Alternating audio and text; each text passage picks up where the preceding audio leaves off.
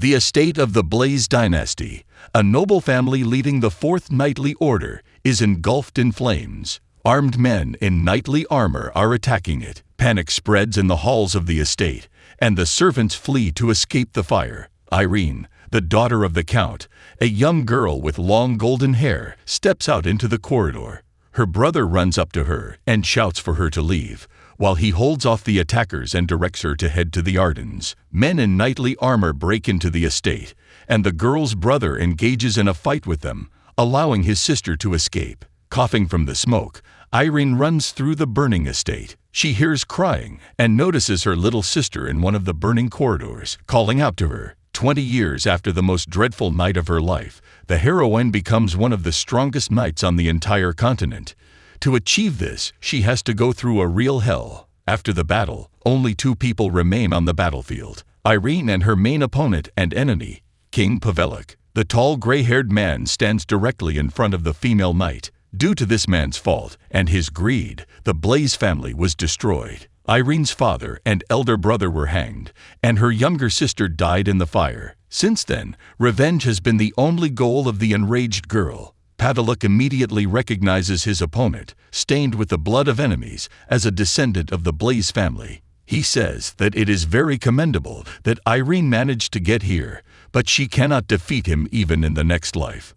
Full of determination, even though she is completely exhausted, the woman rushes towards the enemy, but the king proves to be too strong. Irene fails to defeat him, and coughing up blood, she falls to the ground. As she dies, she apologizes to her family. When she wakes up, to her surprise, she discovers that she is still alive. Looking around, she recognizes her old room in the long-burned estate, and a young girl looks back at her from the mirror. Irene thinks it's all a dream. From behind the door, she hears her younger sister's voice, and then Mirabelle rushes into her room, overjoyed that her sister has finally woken up, and takes her hands. She delivers the news that the Hair Prince himself will attend the ball. However, Irene is not in the mood for that. Upon seeing the girl, she succumbs to her emotions. Tears stream down the girl's face, and she hopes that this dying dream will last forever. All these years she blamed herself for Mirabelle's death, whom she didn't save that day.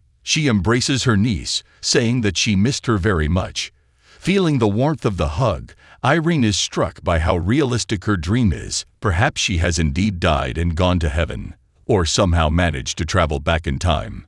Irene asks her sister what year it is now. From the girl's answer, it turns out that it is still a year before their house collapsed. Mirabelle apologizes to her sister, thinking that she was exhausted from work, and simply hurried to deliver the news about the Crown Prince's presence at the celebration. Irene is surprised by this news, as the last heir to the royal family of Rupert, Carlyle van Mitry, almost never appeared in public. The prince devoted himself to the battlefield and ultimately died. At the same time, after the prince's death, Pavelik rose up in rebellion. His arrival to power put an end to the Blaze dynasty. Irene thinks that if the crown prince had stayed alive, everything could have turned out differently, and the power would not have fallen into Pavelik's hands. She intends to use the opportunity that has come her way to save her family. According to Irene's memories, around this time, the prince was killed on the outskirts of the city, and this event stirred up the entire social elite. The girl intends to do everything to save him and prevent what happened afterwards. She plans to find a weapon and start acting immediately. Standing at the window, Irene sees her older brother training with a sword. He sacrificed his life to save her, and all these years she missed him terribly, blaming him for leaving her. She goes to her brother and informs him that she intends to help with the preparations for Glenn's wedding. Her brother advises her to be cautious and then bids her farewell. As she departs, she expresses her gratitude for everything and leaves her lover bewildered. In Irene's armory, she discovers a sword and practices using it. She realizes that she still possesses some of the skills and also finds her mother's armor. In her past life, she was never able to wear it, but now she has been given the opportunity. Irene tells herself that she is obligated to protect her family and, for their sake, save Crown Prince Carlyle. Irene's plan encounters some difficulties when her brother Derek sends a group of knights to follow her carriage, with instructions to ensure his sister's safety. Sitting in a guest house, guarded by knights, Irene feels downhearted as she should already be at the murder site, but apparently she is stuck there. The girl turns to her chambermaid Sophie for help. She tells Sophie that someone nearby is important to her and asks the maid to conceal her absence from the knights while she goes to see him. She offers Sophie a golden coin, and Sophie agrees, but advises Irene not to delay. Irene promises to return as soon as possible. Dressed in armor and mounted on a horse, Irene races through the forest and comes across the slaughter site. There are numerous bloody bodies of the slain knights lying on the ground. Hoping that the prince is still alive, Irene continues and discovers that the battle is still ongoing nearby. She catches sight of the crown prince, a dark-haired, blue-eyed youth, surrounded by enemies from all sides. One of them is about to attack the prince from behind, but he notices the assailant. In Irene's sight, Carlisle's right hand is covered with black scales. As she watches this spectacle, Irene recalls a legend passed down from generation to generation. Once a creature, either a man or a dragon, ruled the empire of Rupord. Since then, members of the ruling family have been endowed with unimaginable abilities. However, Irene has no time for reflections. No matter who the crown prince may be, she must save him. Throwing a smokescreen in their way, Irene manages to distract the enemies.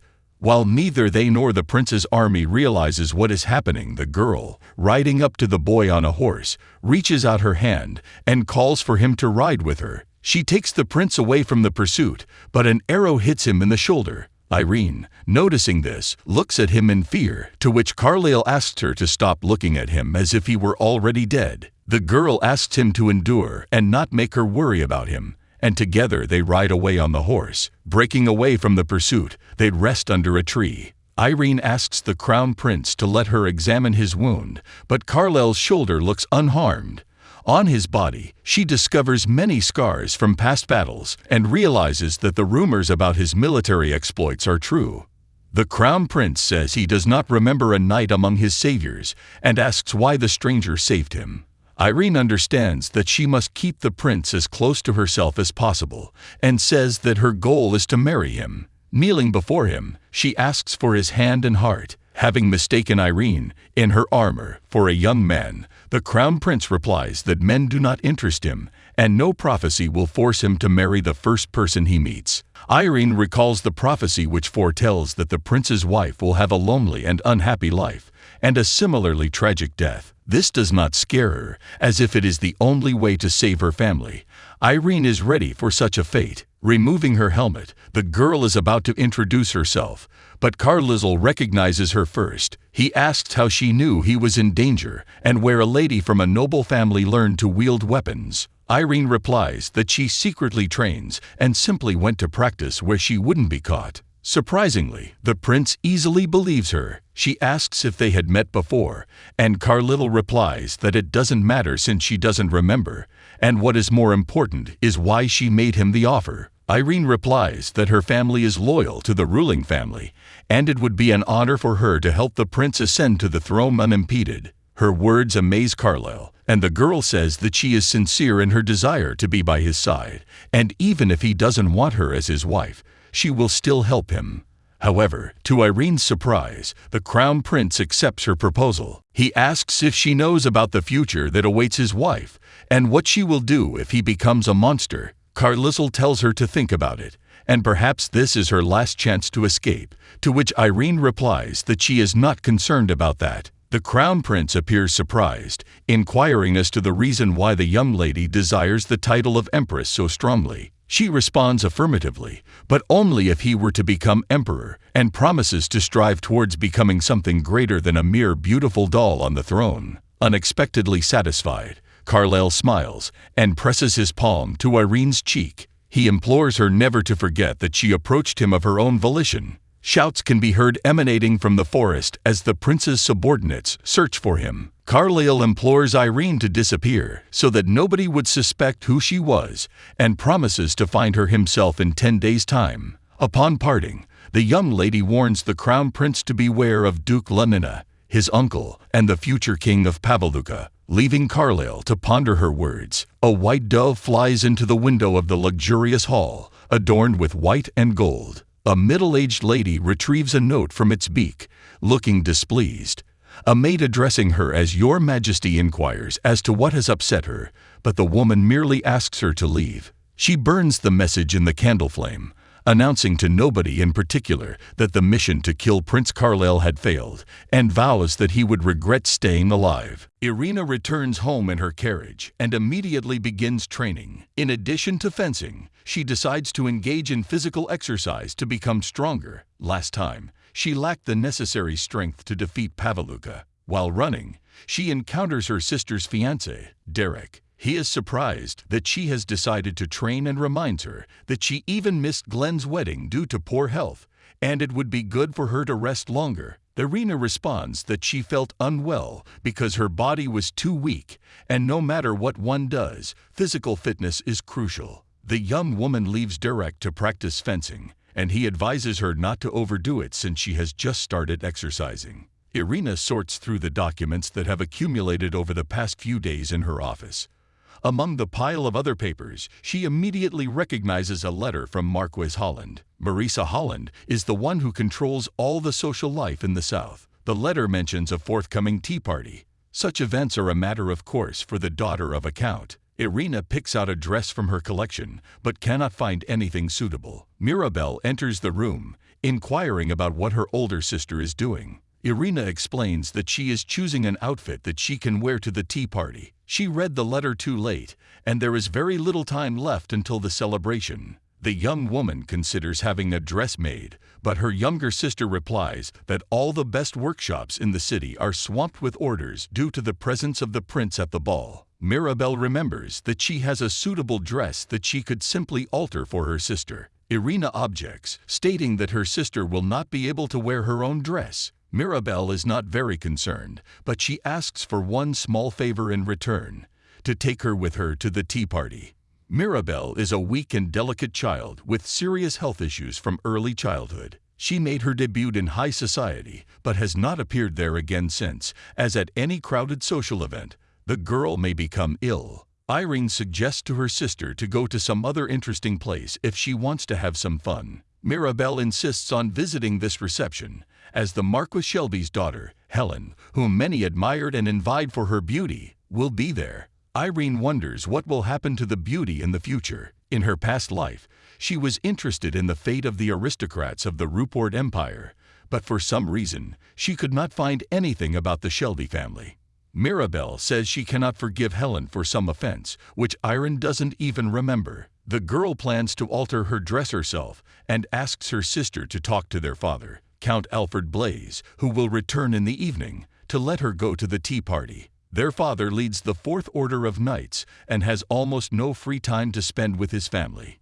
In Irene's past life, she was unable to bid him farewell before he was executed. Her last memory of her father was his dead body hanging on the fortress wall. Later, she found out that he had left her a letter before his death, but she could never find it. When the Count arrives, the whole family and servants gather to greet him at the door. Alfred greets the older children dryly, while he tussles the younger daughter's head, asking about her well-being and inquiring if anything happened in his absence. The girl replies that she feels good thanks to her elder sister's care. Irene asks her father if he is tired from the journey and if he had lunch. Alfred replies that he could not make everyone wait any longer and invites the family to the table. The dining table is full of various dishes, and Irene looks at her father as if she hadn't seen him in years. Alfred notices this and asks the eldest son if he plans to participate in the fencing competition this year. Derek answers affirmatively, and his father says that since he has made that decision, he will have to try his best to achieve the best result.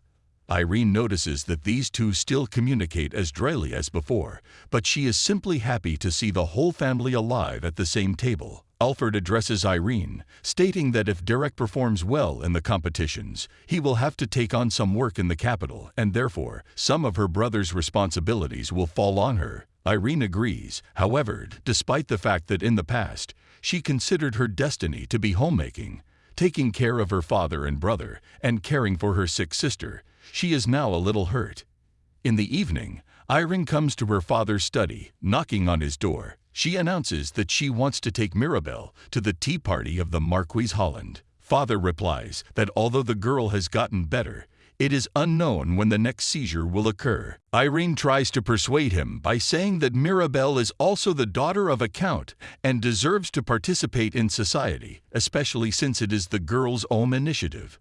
Father objects that it is simply dangerous for his daughter's health, but after some time of persuasion, he agrees on the condition that Irene takes responsibility for her sister. While Irene has not yet left his study, the Count decides to inform her about the marriage proposal received from the Morris family. Irene replies that she trusts her father, however, she would like her possible marriage to bring as much benefit to the family as possible. She lists to Alfred the qualities she would like to see in her future husband. He should have a high status and be as skilled a fencer as her brother Derek. The rest of his qualities are of little concern to her. Irene considers a backup plan in case her scheme regarding the prince fails, so she intends to convey her thoughts to her father as quickly and clearly as possible. Father takes his daughter's words into consideration, and she decides to leave the study. But at the door, Alfred reminds her of her obligation to take care of her sister and asks her to be careful, as Mirabelle is a delicate and gentle child. Upon exiting the door, the young lady sighs with relief. Her father had always been like that, and she is content that her family is alive and well. By the cabinet table, Irene notices a cup of sweet cocoa and immediately realizes that it is Derek's doing. In childhood, whenever she was upset, her brother always brought her cocoa. Upon returning to her room, Irene notices her sister's presence under the bed. The little girl giggles, and the elder one scolds her mildly for entering without permission. Mirabelle responds that she wanted to sleep in her older sister's bed since she was worried that their father would spoil Irene's mood, noticing that he treats her younger sister much harsher than herself. Irene is touched by her sister's concern and offers to let her niece sleep with her. Ever since time turned back, she has been plagued by nightmares, but with Mirabelle by her side tonight, she will finally be able to get a good night's sleep. Mirabelle pulls Irene into her room, in a hurry to surprise her sister. It turns out to be a dress that has been refashioned for her and looks as good as new. Irene is amazed that her younger sister made it herself, to which Mirabelle replies that the maids helped her with the sewing, but the design was all her own. Irene acknowledges her sister's talent and suggests delving deeper into this subject. Mirabelle likes the idea, but she's not sure if their father will allow it. Irene's words make her sad. She has long resigned herself to the fact that, as the daughter of a count, she will have no freedom, but she wants a happier fate for her sister. Mirabelle distracts her from gloomy thoughts by suggesting that she try on the dress. The results of the fitting please both sisters, as the dress looks stunning on Irene. Mirabelle is completely inspired by the results of her efforts. The day of the tea party arrives, and Marquis Marissa Holland welcomes her guests. Among them is Lady Shelby, who causes a lively discussion among the other young ladies. She curtsies to the Marquis and receives a compliment on her appearance.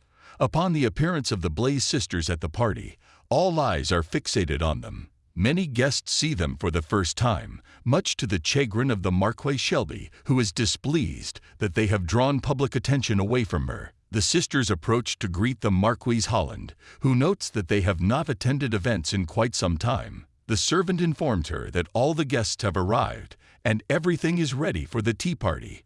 Irene and Mirabelle enjoy their tea and sweets, with the younger sister particularly fond of the cookies.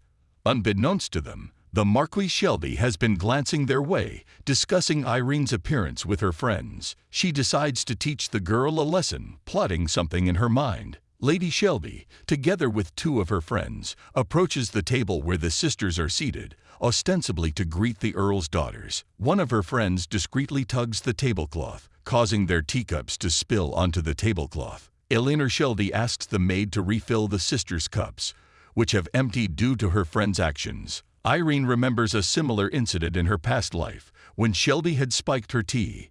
However, this time, when she notices Mirabelle about to take a sip, she cannot help but stop her sister and simply tips her cup over. People begin to gather around the table, including the hostess, who demands an explanation of what has happened. Attracting so much attention was clearly not part of Marquis Shelby's plan, so she decides to lie. She speaks through tears, explaining that her friend Lady Lawrence accidentally knocked over some cups, and as an apology, they offered to have tea with the sisters. The hostess calms the girl by handing her a handkerchief. However, Irene refutes her words, accusing her of lying. She says that it was not ordinary tea, and something was added to it. Shelby is angry that her plan was somehow revealed, even though the Blaze sisters didn't even drink her tea. She bursts into tears again and hits her face on the table, supposedly accidentally knocking off a teapot from the edge to get rid of evidence. Thanks to her sharp reaction, Irene manages to grab the teapot, spilling only a little on the grass. She pours the tea into a cup and offers it to Lady Shelby to drink, since she claimed that nothing was really added to it. Seeing no other way out, the girl decides to pretend that everything is okay. But after taking a sip, she spits the tea back out in front of everyone. On the way home, Irene reads a book while Mirabelle tries to find out how she managed to uncover Lady Shelby's plan. The girl replies that it's a secret, but the younger sister still expresses her delight. Irene thinks that this is only the beginning, and she still has a lot to change in the future. She remembers Carlisle and thinks about their upcoming meeting, and in particular, its location since he didn't inform her. Is he not planning to visit the Blaze Castle? The day of the meeting with the Crown Prince arrives, yet Irene still does not know where he intends to meet her. The young lady resolves to take the first step and arranges for a carriage to be prepared for her. Irene ventures into the city, thinking that it will be much easier to catch up with him in a public place in Carlisle. Soon, while strolling through the town, she notices a man following her and becomes convinced that she was right.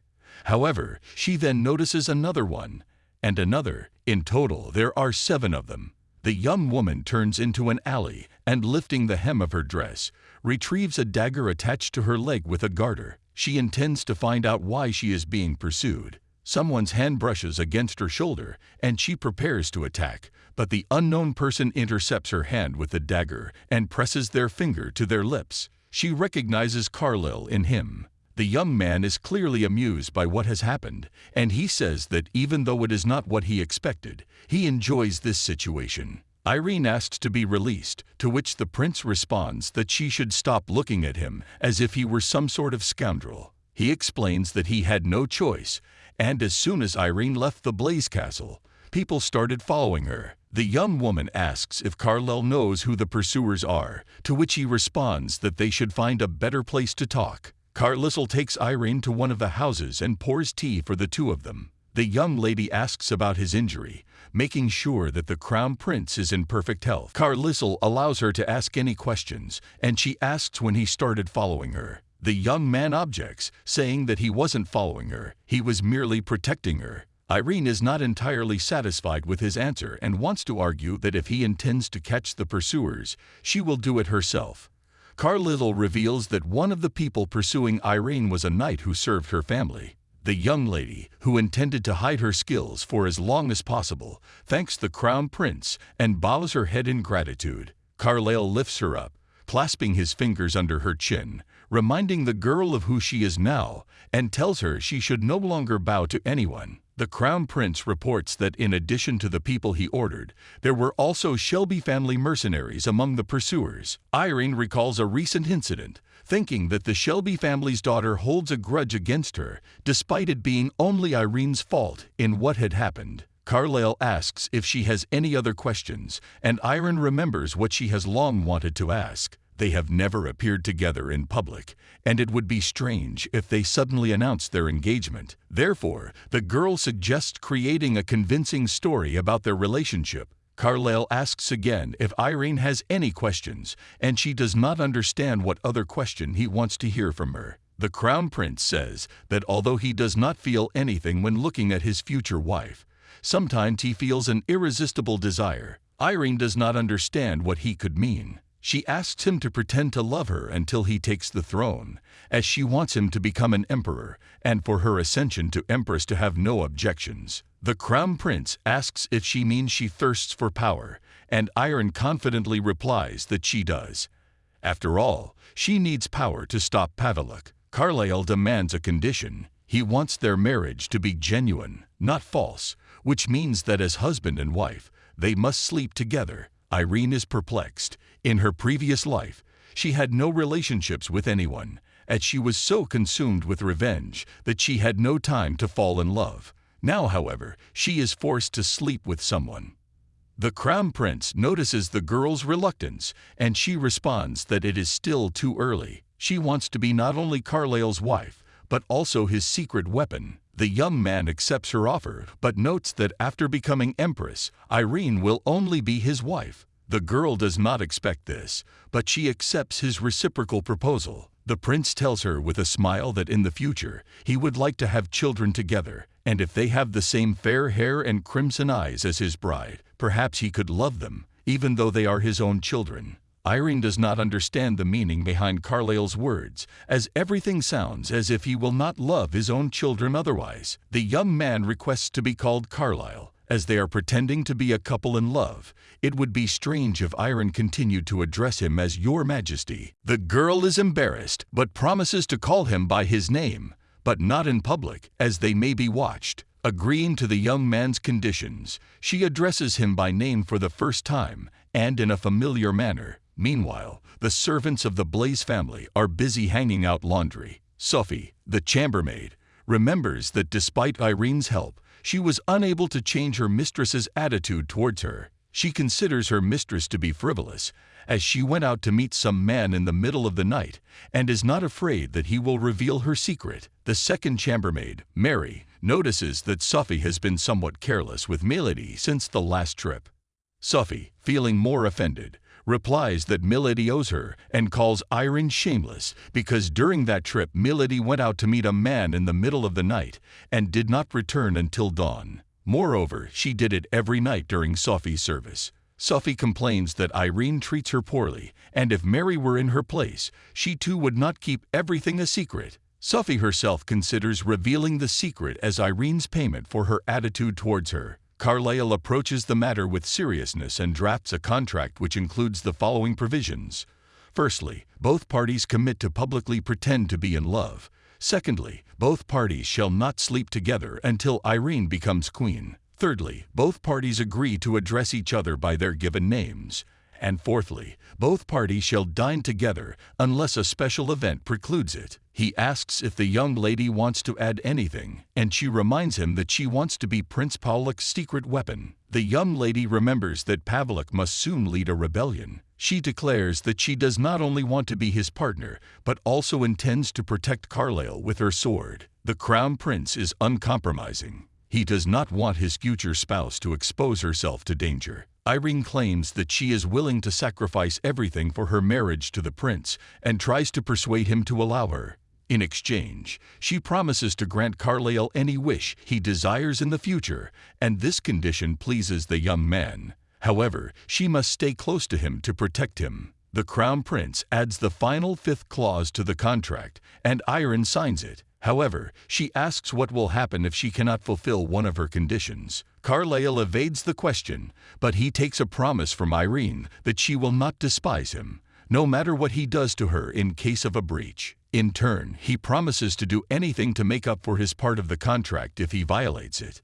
Irene takes the Crown Prince's word that he will protect her family at the cost of his own life and will not let them die before him. Moreover, he will give them everything he has as a member of the royal family. After agreeing to the contract terms, they decide to compose a love story that everyone else will believe. Irene proposes a version in which they first meet at the upcoming ball, portraying love at first sight. Carlyle agrees to her idea. The girl bids farewell to the prince, fearing that she will be searched for and needing to return home as soon as possible. Before she leaves, Carlyle intends to introduce her to someone. He introduces Irene to his servant, Sir Kashukuma, and says that he will protect her while she pretends to be a normal girl so that no one will know about her abilities.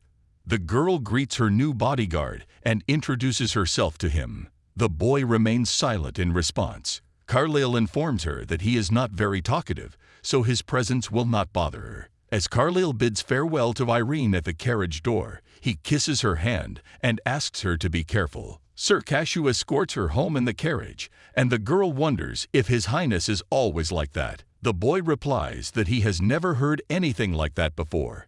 As he bids her farewell at her house, The bodyguard informs her that if she needs him, she only needs to hang a red cloth on the window. Upon returning home, Irene finds her sister waiting for her. In Mirabelle's hands is a box, and she says that she intends to discuss the purchase of new jewelry with Irene, as there will soon be a ball in the capital, and the ones they have are already old. Among other precious items in the casket, Irene notices a ring. In a past life, when she was left without a home and means of subsistence, she sold all her jewelry except for this ring. It was the only thing that reminded the girl of her origin, so she kept it. Mirabelle informs Irene that a new jewelry merchant has arrived in town, and she heard that he has many beautiful ornaments. Irene promises to go shopping tomorrow, and her sister, pleased with the response, runs away. Left alone in the room, Irene summons the maid. Mary comes to her, and Irene asks her to help remove her dress. As the maid unfastens the back clasp, she asks if the lady has any plans for the evening. Irene, suspecting something amiss, inquires why she is asking such questions. Mary, alarmed by the dissatisfaction of her mistress, responded that she had heard Irene leaves every night to meet with some young man. The girl understood that Sophie had told her about it, and despite all of Mary's excuses, she requested that she bring her to Irene. The maid ran off, and the girl, going out onto the balcony, hung a red handkerchief on the window, hoping to meet her bodyguard. Sophie had served in the Blaze household until the very end in her previous life, but now everything had changed. Irene decided to question the girl. The maid fell to her knees and began to justify herself, insisting that Mary had set her up, and clutching at her mistress's dress. However, Irene, who hadn't even said a word yet, understood that Sophie was lying and immediately fired her. Turning away, she left, leaving the maid crying on the floor. Morning arrived. Irene remembered her actions from the day before, but she didn't regret anything because some things must be kept secret. Someone knocked on her door. She allowed them to enter and saw Cashew, dressed in servant's uniform, on the threshold. Irene asked how the young man managed to sneak into the estate, to which he replied that infiltration was his specialty, and he was hired by the Count's estate. The girl was surprised at how quickly he had arrived, but he considered it slow enough because he had to wait until dawn. The gentleman reports that General Carlyle has ordered to fulfill any requests from Irene, and she issues her first order. Kasia must gather information on the current state of affairs in the royal palace and the military structures of the nobility in the capital. She permits her bodyguard to come to her at any time of the day or night, as long as he obtains information for her, and they part ways. Irene gets to work to quickly finish the remaining documents and go shopping with her sister, as she promised her. The sisters enter a jewelry store where they are greeted by the owner, a man with a monocle and long red hair tied in a ponytail. Irene doesn't appear too interested in jewelry, but she's happy to see Mirabelle so thrilled. The girl with sparkling eyes examines a diamond necklace and other precious items. Irene asks the jeweler to make a butterfly-shaped hairpin with a yellow topaz for her, and he replies that the order will be ready in about a week. The girl plans to make a gift for her younger sister, and Mirabelle is delighted but insists that Irene buy something for herself too. The girl places an order, and the jeweler notices a unique ring on her finger, which he describes as extraordinary. He suggests evaluating it, but Irene declines as she has no intention of selling the ring, although the jewelry seems familiar to the shopkeeper. After work, the jeweler descends to the basement.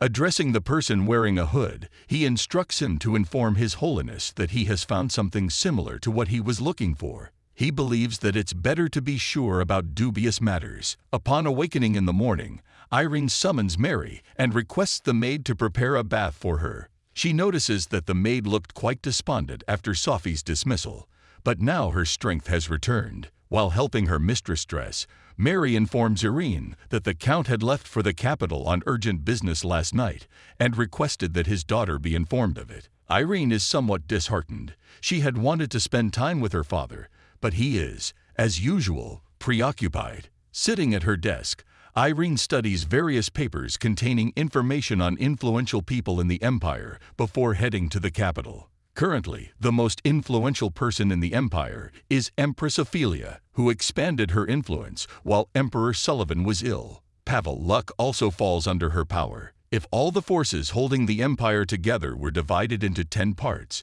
the emperor would get 3, The Empress would get 4, and Pavel Luck would get 1. The remaining 2 parts go to the Cross family, who own a trading business known throughout the empire. Irene decides that she needs the support of the Cross family to have any power against the Empress and Pavel Luck. She wouldn't have gained all this information if it weren't for Sir Kasha, who managed to obtain it in a short amount of time. Irene also requested some information about the Cross family. Derek escorts Irene and Mirabelle to the capital, where they travel by carriage. The girl looks happy because of the upcoming journey, but upon arrival, she unexpectedly falls ill and collapses into bed with a severe chill. Irene sits by her sister's bed until she feels better. She plans to go and retrieve their jewels from the shop and return as soon as possible, but she notices that someone is in her room. It turns out to be Cash, who has obtained and brought the information Irene asked for.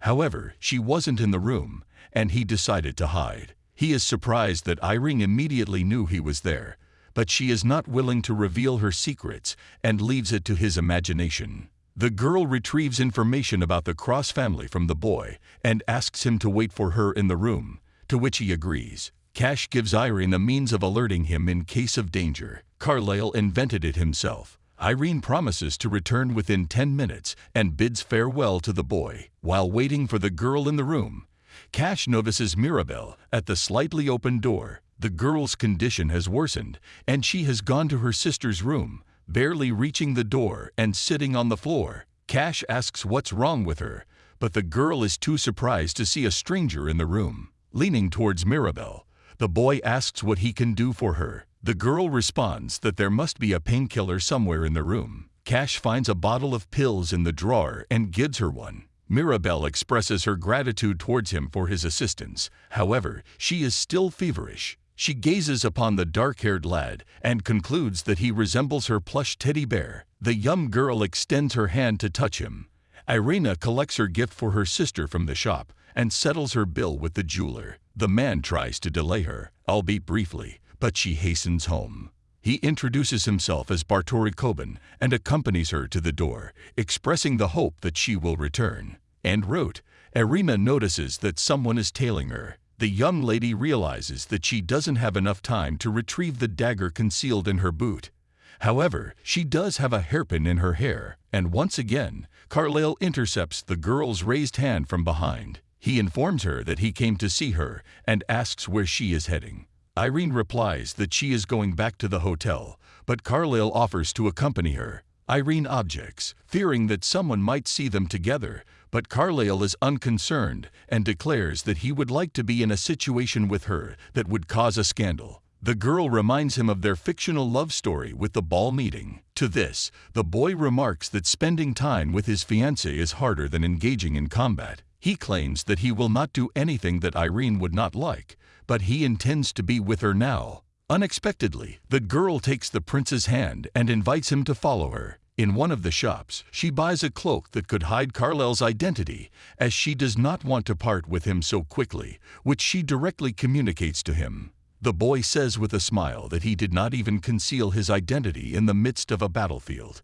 But if Irene wants him to do the same, then let her at least dress him herself. When the girl complies with his request, Carlyle embarrasses her by addressing her as Milady and explains that he is pretending to be a worker who has fallen in love with a lady. While sitting in a carriage across from the Crown Prince, Irene wonders if he is comfortable in his mantle. When he replies that it does not cause any discomfort, she asks why he has been staring at her. The Crown Prince responds that they will soon part ways, so he wants to admire her for as long as possible. Irene does not understand his behavior, which seems flirtatious, but his words sound entirely natural. The girl asks if they have met before, hoping that the prince will answer her honestly this time. The young man replies that she does not remember it, but they met a long time ago and promises to tell her about it next time. Until then, he asks her to think about him while she impatiently awaits their next meeting. They bid farewell on one of the city streets, and while Carlyle looks after the departing carriage, he already misses the girl. Upon arriving home, Irene learns from Mary that her sister fainted. The maid says that she sent someone to inform Irene, but they must have missed each other. Upon entering Mirabelle's room, she finds her fast asleep, but she notices Cash's coat on her bed. Irene calls for Mary to talk in the hallway. She asks whose coat it is, to which the servant justifies herself, saying that she left the room briefly to raise the temperature in the room, and when she returned, it happened. Irene reprimands Mary, saying that she forgives such behavior only once, and she promises never to leave the young lady alone again. The lady encourages her to be more careful and returns to her room. Irene inquired of the young man what had happened to her sister and how she came to possess his coat. The bodyguard explained that he merely assisted her when she lost consciousness, but the girl refused to release his coat, leaving him little choice but to leave his garment with her. Irene apologized and thanked him for his aid, professing the deep value of her sister to her. She promised to verify the information he provided at another time and released him with an apology for keeping him waiting. Upon regaining consciousness, Mirabelle asked Irene if she had seen the man who resembled a teddy bear. Irene replied that she had no idea whom her sister was referring to. However, Mirabelle was convinced she had seen the young man. She had implored him to stay, but he had left. Mirabelle recalled how, while lying in bed, she had clung to the coat of a young man. He had insisted that he was not a teddy bear, to which she had retorted that they had the same hair. The man had requested that she release his coat so that he could call for assistance, and Mirabelle had pleaded with him not to leave her alone. The stranger, who was in fact Kasha, had responded that everyone in this world was alone. Mirabelle wondered if they would meet again. Sophie enters Lady Shelby's residence, where she is greeted by the lady herself sipping tea in her parlor. Lady Shelby inquires whether Sophie is the same person who worked for the Blaze family. Sophie, kneeling before her, confirms that she is indeed the one, and several golden coins are thrown at her feet. Lady Shelby offers to hand over the coins if Sophie explains why she was dismissed from the Blaze estate. While Sophie is pleased with the coins, she is even more delighted to have the opportunity to divulge everything.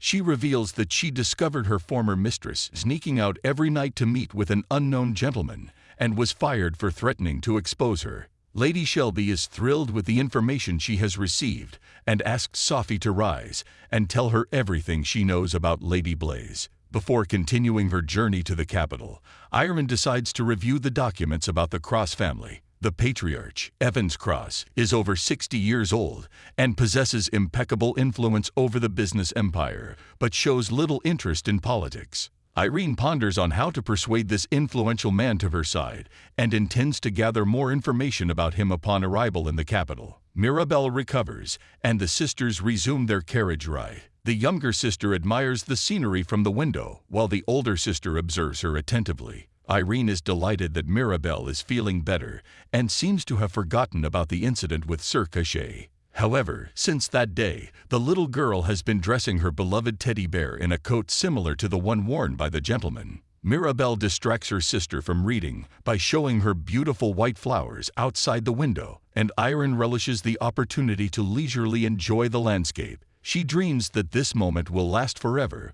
but more importantly, that it will never end in her younger sister's life, for whom she wishes happiness. The carriage halts at the gates of the estate, where the sisters are greeted by the steward, who introduces himself as Miguel. Irene recollects meeting the young man in a past life. She gazes at him for too long, and Mirabelle notices, inquiring whether her sister knows the man. Irene awkwardly responds that she was merely taken aback, to which the steward apologizes guiltily. Mirabelle asks why their father is not there to receive them, to which Miguel informs them that His Excellency is currently absent. Irene notes that everything is precisely as it was before. Their father is always extremely busy, and it's difficult to meet with him. Later that evening, as Irene is settling into bed, she hears a knock at the door. It is Miguel, who wishes to report that the dresses purchased by the sisters for the upcoming ball en route have been ruined. Upon inspecting the trunk, he discovered that all of the dresses had been spoiled. Irene requests an immediate viewing of them. The young woman summons the servants. Mary informs her that after their arrival at the estate, she had intended to move the trunk and discovered the damage. The knight states that he saw no one suspicious in the vicinity. Irene is distraught, as the ball is in a few days, and finding new dresses now is problematic. The coachman reports that only one maid remained in the carriage for a time today instead of two. Mary remembers that the second maid, Tilda, had requested to stay alone due to feeling unwell. After that, she disappeared, and no one can locate her. Two knights promise to find the runaway maid. Irina, however, does not believe that Tilda could have planned everything on her own, and asks Mary if she noticed anything strange about her behavior. The young woman recalls that a couple of days ago, Tilda received a letter from Sophie, but the two are good friends, so this did not arouse any suspicion. Irina sends all the servants to rest, but briefly stops Miguel, summoning him to her. She tells him to contact the Blaze estate and find out about a maid named Sophie who was recently fired. Returning to her room, she ties a red scarf to the window. The next morning, Circassia enters Irene's room. As she suspected, the boy is already aware of the evening incident. She asks if the Crown Prince is aware of it, to which the bodyguard replies that he was informed an hour ago. Irina notes that it seems like Carlyle is being informed about every detail of her life. Circassia refuses to comment on this. The girl doesn't see anything important in this, but doesn't understand why it bothers the prince so much. Irina asks if it is possible to arrange a meeting with His Highness, to which the boy simply hands her an envelope containing an invitation to the opera tonight, and informs her that a carriage will be sent for her at 8 o'clock in the evening. The carriage comes to a halt by the grand building of the opera theater. The path from the carriage to the doors is draped with black fabric. Irene follows the man in black who escorts her. Carlyle is already awaiting her in the opera box. He remarks that hanging the fabric in front of the entrance to secretly bring the girl here was a good idea, and it's fortunate that no one saw her. Irene inquires as to the meaning behind his statement, to which the prince responds that the girl is too beautiful, so much so that he would be willing to gouge out the eyes of any man who looks at her this evening. The girl has never heard such an aggressive compliment, and thanks Carlyle, albeit noting that the joke was too much. The young man invites her to sit on the couch next to him, saying that he has never been to such places before because he was always on the battlefield, which is why he wanted to come here with Irene. She asks if he obtained the tickets through connections, but he replies that he bought them. Irene is astonished by his answer and remarks that Carlyle must have spent too much money. However, the amount is insignificant to the boy. He tells Irene that every time she looks at him in this way, he is willing to do anything for her. The girl is embarrassed and asks him not to spend money on her in this way again, to which the Crown Prince promises to speak with her after the concert. Irene can't concentrate on the performance, constantly glancing at her companion, and it bothers her. After it ends, the young man and the girl ride somewhere in a carriage with curtains drawn. Irene is pleased that no one noticed them together, to which Carlyle responds that he didn't think she would be so concerned about it. The girl intends to follow the plan they planned together to convince their families of their mutual love.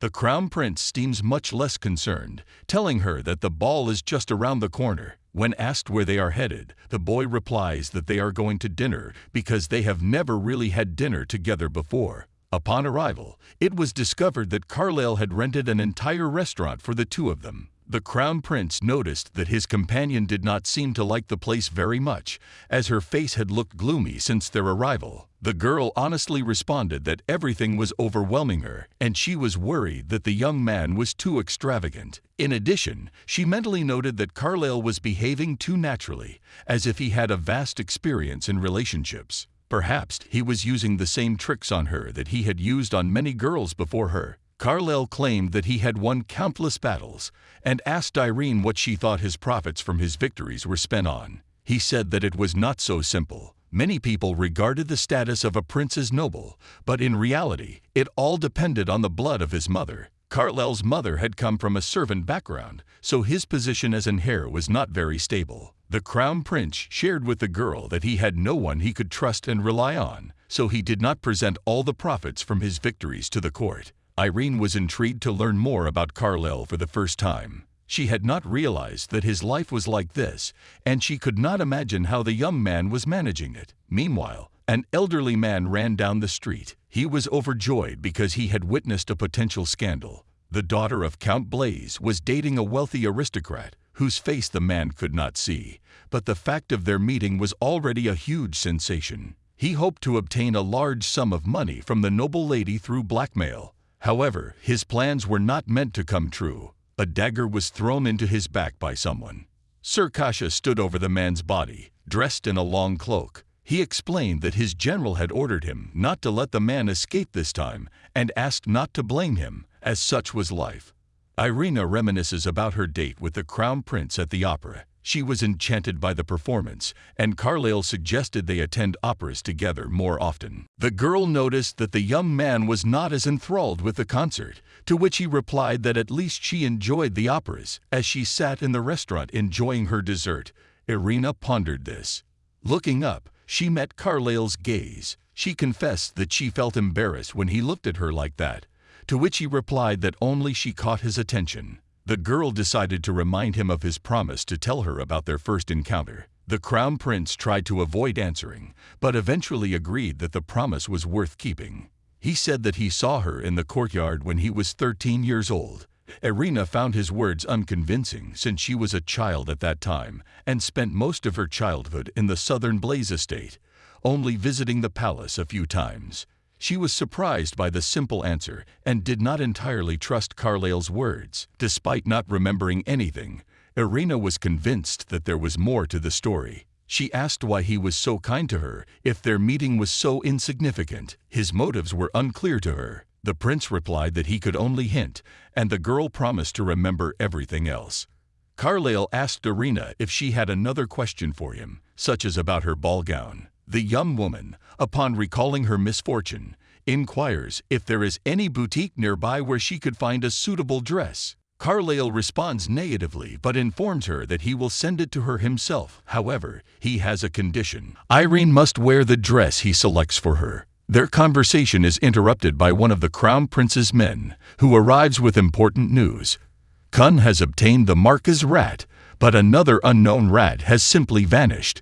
Undoubtedly, their target of observation is a master of his craft. Although Irene is concerned, Carlyle assures her that there is nothing to worry about. Just something unpleasant happened. The girl chuckles and reminds the crown prince of their first meeting. She throws a dining fork, which flies past Carlyle's shoulder and hits the target behind him. Irene says that the prince should not confuse their roles. Her role is to protect him, his role is to be protected, and the prince should not forget that she is his sharpest blade. Late in the evening, upon returning home, Irene shares with her sister over a cup of tea that her friend promised to give her a new dress.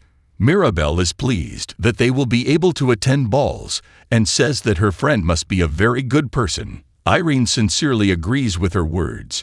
Carlyle does seem like a good person to her. As they were heading home, and the young man offered to accompany her, he suggested they ride together on a horse, throwing his jacket over her shoulders. She had not felt anything as exhilarating as that ride in a long time. Carlyle was the first to understand her so well. Meanwhile, a man in a cloak with a hood and a mask sits, leaning against the curb. He mentally complains about his employer, who gives him strange orders, and about the fact that the crown prince did not die earlier. Removing his mask, the man reveals his face, which turns out to be Bartori Koban. Now, due to circumstances, he has to search for dragon pearl the size of a tiny stone, which is likely in Iron Blaze's ring. Irina converses with Kasha Kun in her study. The young man informs her that he failed to obtain the desired answer and relays the words of Carlyle. He cannot miss this event as it is official. Irina was fortunate to hear this news yesterday from her younger sister. During their conversation, Irina noticed that the estate was very noisy today. Mirabelle told her that the cause of the commotion was the festival in the capital tomorrow, celebrating the construction of the Flower Bridge. She also heard that the crown prince would be attending the festival tomorrow, and it became the main topic of discussion among the servants. Irina recalls that in her past life, this bridge collapsed due to its weak construction during an event, and many people suffered serious injuries. She worries about Carlyle's safety if he appears in such a place. Irina even asked Sir Kasha to try to persuade him to stay, but the attempt was unsuccessful. She passed a sealed envelope to Carlyle through the young man, asking when the prince should appear at the festival. Kun named the time, around 9 in the evening, and hurriedly left to deliver the message. Irina, on the other hand, intends to prepare herself better for her public appearance, firmly intending to protect Carlyle as his knight. At the festival, the girl appears before the crown prince in her knight's armor. The young man asks what all this means and presents a note with the following contents. "I will come to protect you. You haven't forgotten about the terms of the contract, have you?"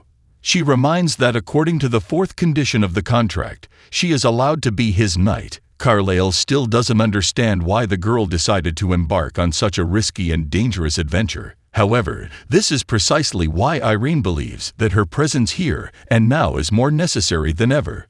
Fireworks begin. The girl and the boy stand facing each other in silence for some time. Irene promises to protect Carlyle, even if the heavens fall. The prince agrees, but asks her to stay close and follow him. One of the crown prince's men, a boy with light ash-colored hair, asks who is with him. Carlyle replies that he will be his knight starting from today, which angers the second boy, who doesn't understand why he needs it. He introduces his companions to each other, calling the talkative one Gerand and presenting the girl disguised as the new knight as Ren. The crown prince says that he does not want to hear anything that would dispute his decision anymore, and Gerand is forced to submit, bowing to his master. The trio rides through the festively decorated city, accompanied by two more knights.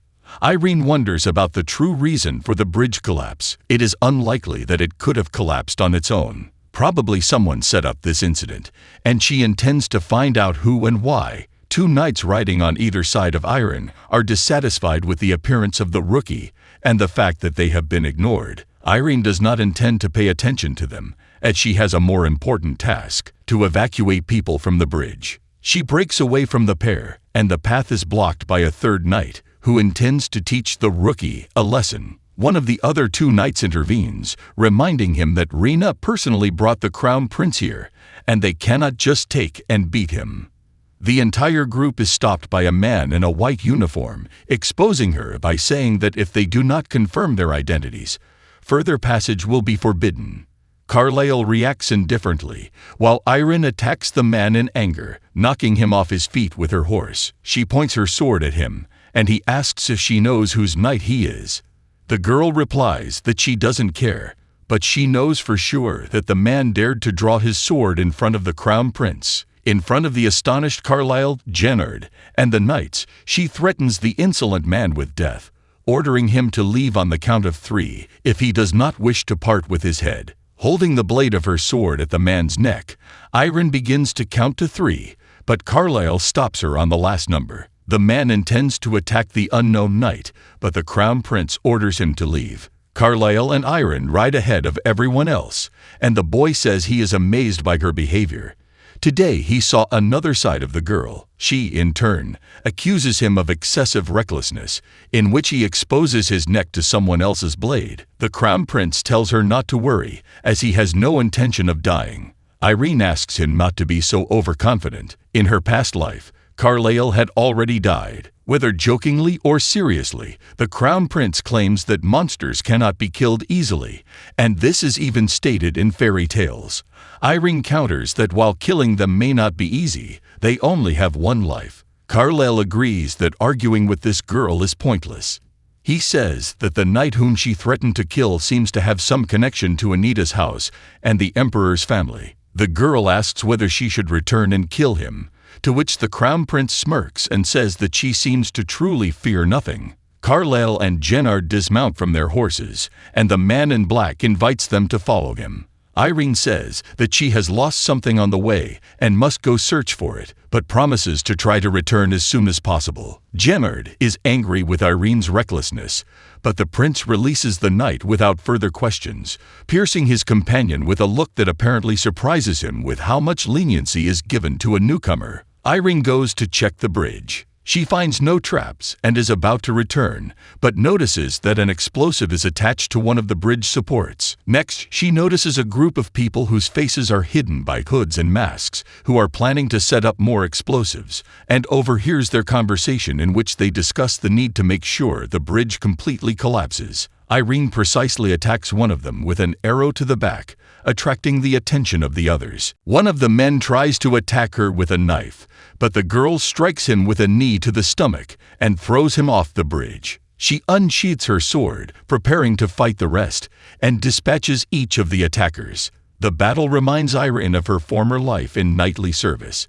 The girl returns and finds Carlyle. He asks where she has been all this time, but he senses the smell of blood and then sees bloodstains on Irene's armor. The girl guiltily raises her hands, promising to explain everything, but the crown prince, without even listening, seizes her by the wrist. Irene says that the blood does not belong to her, but Carlyle is agitated, asking what she has done, and if she is truly not wounded. Irene replies that she is not even scratched, and that she must tell him something important. She reports to Carlyle that she discovered a man under the bridge who was trying to destroy the bridge with his men, and explosives that urgently need to be deactivated. The Crown Prince summons Jennard and orders him to destroy all the explosives under the bridge and interrogate the man involved in all of this who sent him. As soon as the boy leaves them, Carlyle takes Irene's hand and persistently pulls her somewhere behind him. A fair-haired youth, noticing the Crown Prince, runs up to him, saying that he was going to introduce him to some people. Carlyle, not in the mood for it, tells him to go away because he is not interested and the boy irritates him. Irene is shocked by his behavior and says that if the prince continues to behave like this with others, various unpleasant rumors will spread about him. Carlyle asks why he should care, reminding her of who he is. Despite the fact that technically the boy is right, since he is the future emperor, Irene does not understand the reason for Carlyle's behavior. He looks angrier than ever before. When alone, the Crown Prince rebukes Irene for her recklessness. She broke her promise not to leave him, and instead of informing him of the danger she discovered, acted alone. The girl argues that she did not have time, and the bridge could explode at any moment. However, Carlyle is much more concerned about the fact that Irene could have been harmed or even killed. He says that if this happens, he will never be able to live for himself again and will simply go insane, and that in the event of her death, he will never become emperor. The girl says that despite the contract she signed, she will not live in the castle as a beautiful doll, and that she is more than just a beautiful young aristocrat in a fancy dress. She is a knight, and Carlyle should accept this side of her rather than trying to change it. During the day, she is a young lady, but in the evening, she is a knight. The young man embraces the girl and says that he will not try to change her, but only asks her to be more careful. Lady Shelby arrives in the capital. She is unhappy with the local weather, saying that in such conditions, she may fall ill just before the ball. The maid hastens her to get into the carriage, as it is chilly outside, to which the Marchioness rudely orders her to bring her belongings. She eagerly anticipates something very interesting. While seated in her study, Irene reminisces about the previous night and the embrace she shared with Carlyle. She contemplates why she didn't push him away then. There is a knock at the door, and the butler Miguel enters the room. He informs Irene that he has news regarding the maid Sophie, whom Irene ordered to be found. Sophie's current whereabouts are unknown to anyone, but after being fired, she became addicted to gambling and lost all of her money. People saw Sophie being picked up by a strange man, but after that, she disappeared. Irene speculates that someone of high rank hired Sophie. Concealing a person's location is not an easy feat, and if someone succeeded, they may belong to the upper echelon of society. However, it is unclear why an aristocrat would need her. Irene asks Miguel to let her know if any new information arises, but before the butler can leave, Mirabel rushes in, beckoning her sister to look at something outside. Together with Miguel and her younger sister, Irene steps onto the porch and observes as the servants unload a shipment consisting of numerous suitcases. Mirabel shows Irene the contents of the smallest suitcase, which she peeked into out of curiosity. It contains a plethora of precious jewelry. Miguel inquires about who sent all of these packages, but the men have no idea. One of them hands over a letter, stating that the sender asked for it to be delivered to Blaise, Irene's eldest daughter. The butler presents Irene with the envelope, and she reads Carlyle's letter, expressing his hope that she will like the dress. Mirabel is curious about who sent all of these gifts. Irene responds that the person who promised to send her a new dress must have gone overboard. Her sister's question puts her in a slightly awkward position. She instructs Miguel to take all the packages to the cloakroom, and the man nods in acknowledgement. The multitude of dresses, each catering to various tastes, elicits a much greater delight in Mirabel than in Irene herself. The fashion-conscious girl recognizes the dresses as being from the kingdom of Frigrand, widely known for their conformity to the latest trends. She once again inquires of her sister regarding the sender of all these dresses. Irene, once again put in an awkward position and forced to lie to her sister, replies that it would be difficult to do so, as her friend is quite shy and wished to remain anonymous. Mirabelle notices that Irene must be very dear to and cared for by this person, to be so generously gifted, despite her elder sister's attempts to explain otherwise. Among the ornaments, the younger sister notices the necklace that caught her eye in the jewelry shop. Irene believes that Carlyle should not have sent her all these expensive gifts, especially the necklace. In the evening, the girl calls Kun to her and informs him that she received gifts from His Highness, but she must decline everything except the dresses.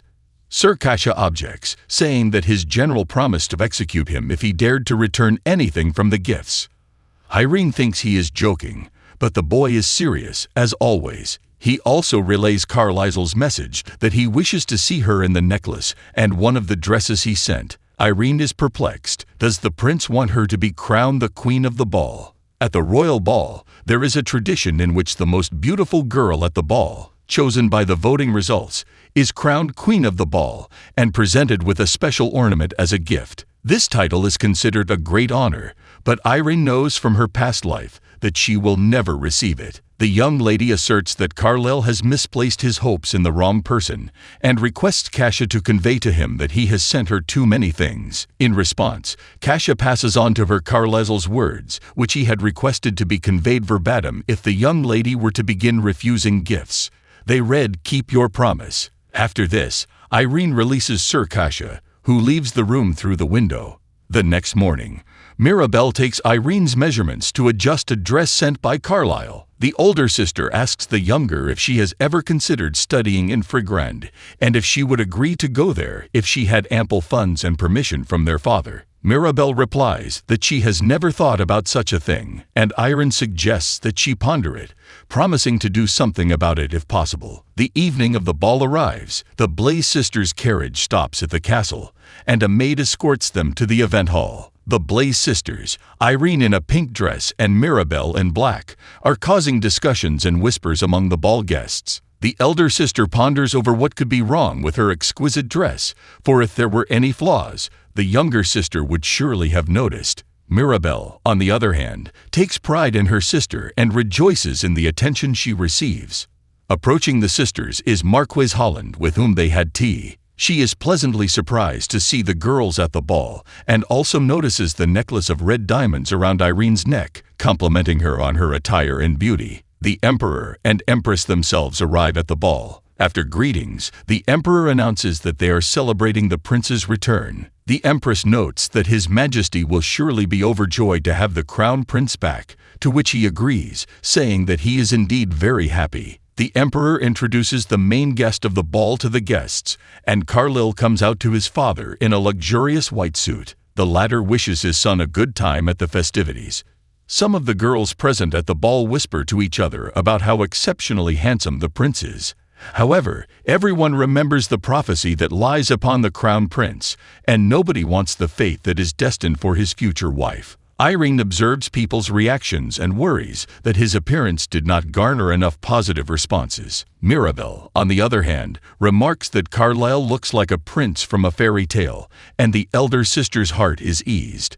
The ball commences, and the Marquess of Holland approaches Irene. She remarks that there are many young people at the ball who thirst to acquaint themselves with the belle. The young lady is embarrassed and attempts to decline. She is entirely unaccustomed to such heightened attention towards her person. She had not experienced such in her previous life. Mirabelle comes to the rescue, having found her sister in the crowd. The Marquis and the younger Blaze catch the attention of His Highness, the Crown Prince, and they respectfully bow in greeting. Irene turns around and sees Carlyle beside her. The prince extends his hand, inviting the young lady to dance with him. Irene accepts the invitation. Everything proceeds exactly as they had agreed upon from the very beginning. During the dance, Carlyle notes that he could have been late for a short while, causing him to miss Irene. Furthermore, life together for her and her dance partner would not be easy. However, he does not answer why. Irene attempts to discover if Carlyle has found out who attempted to destroy the flower bridge, but he promises to speak of it later. He heard the Marquise proposing to introduce Irene to some young men and inquires whether she genuinely desires to meet them.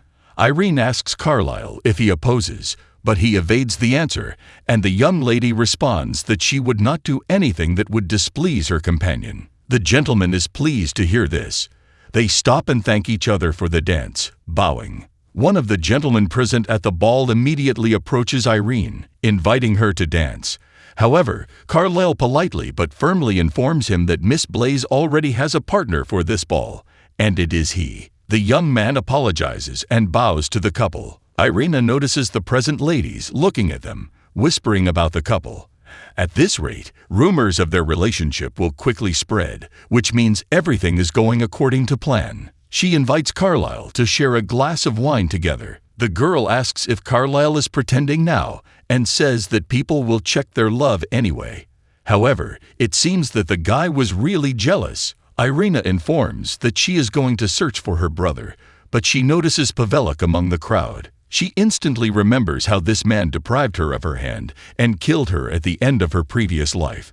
She dreams of killing him immediately, to take revenge, and also to protect her family. Carlyle notices her strange behavior, but she convinces him that everything is fine. The guy, however, presses the back of his palm against her cheek, inquiring about her well-being, and suggests taking a break, leading her out of the room. The couple is noticed by Pavelik. One of his interlocutors, seeing where his gaze is directed, notes that it is good to be young and reports that Carlyle was seen with this girl from the Blaze family after returning from the battle.